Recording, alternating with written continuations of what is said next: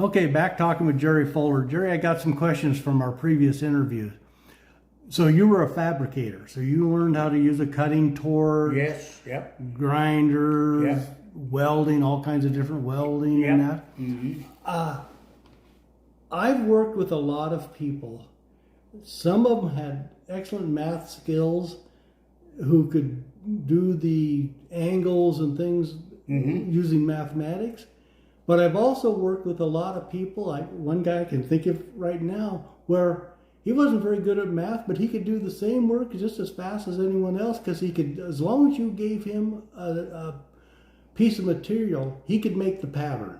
So how did you do it? Did you use math and measurements? Or? Yeah, we did that to get your angles, and there's a formula that you can come up with and do that.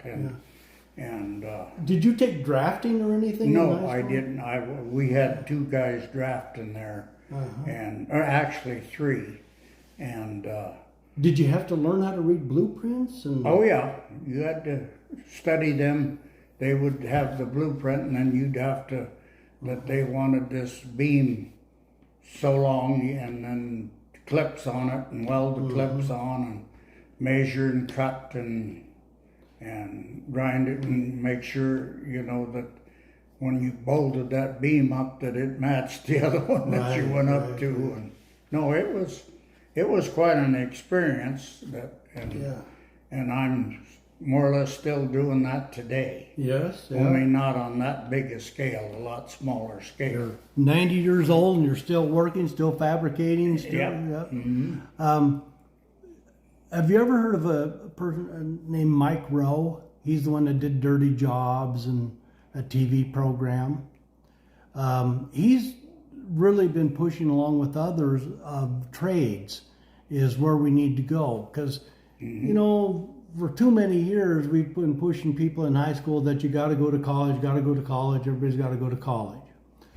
Well, it's kind of been my experience. I've seen some of the people that never went to college at all that made an excellent living in being in the trades. A fabricator's a pretty well-paid job, right? Right, yeah. Welders, they're all plumbers. So what do you think about Well, you going into trades? college, you take a lot of different stuff. Where you go to a trade school, you're going in there to be a welder or a plumber or whatever the case might be, and that's what you're going to learn. And because going to college, you'll learn all of this stuff, but of course, going to trade school, you have to know, okay, this is what I'm going in for. Yeah, you have to actually do the Right, work and- and you're... Right. And Did you ever go to any No. schooling? But Other- did Colloid send you to any classes? Oh yeah, we took a few classes on different things, but not too many. And they, of course, we had to go by MSHA and OSHA rules. And of course, at one time they weren't too tough. But about the time I got out of it in 2000, that's when OSHA and they were getting in there, and they were just doing stuff that was plumb stupid as far as I was concerned. So you grew up on ranching and farming and those Yes. things, and then you went to work at American Colloid. Did you start out as just a Just welder's a flunky. helper? No, Yeah. just a flunky. Okay. Called a flunky. Well, I could tell you, my junior, senior, and out of high school, I worked at Plains Constructions as a welder's helper. Yeah.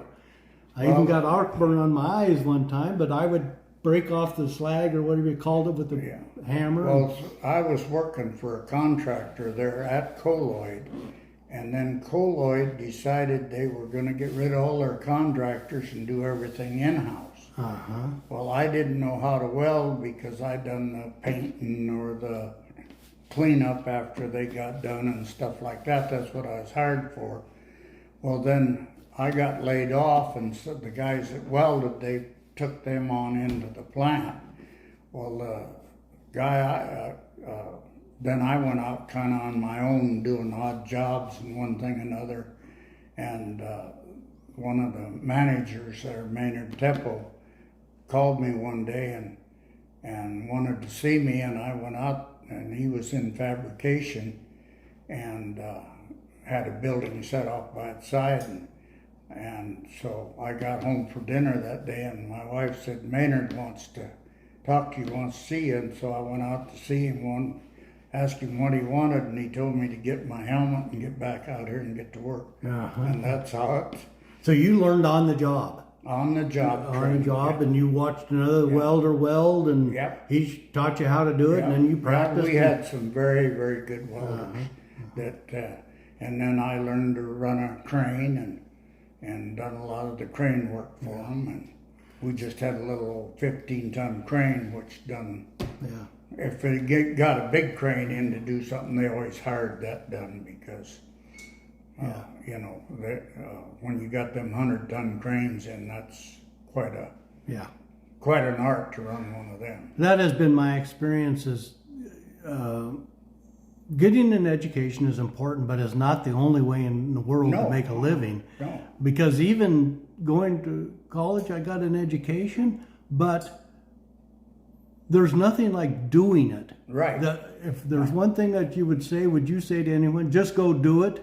Right. Because once you do it, you'll learn you'll figure it out. Well, you learn by your mistakes. You learn by your mistakes. Even doing those sunrooms down in Casa Grande that you work on, they're not all the same, but you'll figure it out as you go along. And that's what we're doing down there now, and I have right now 3 of the best there is. And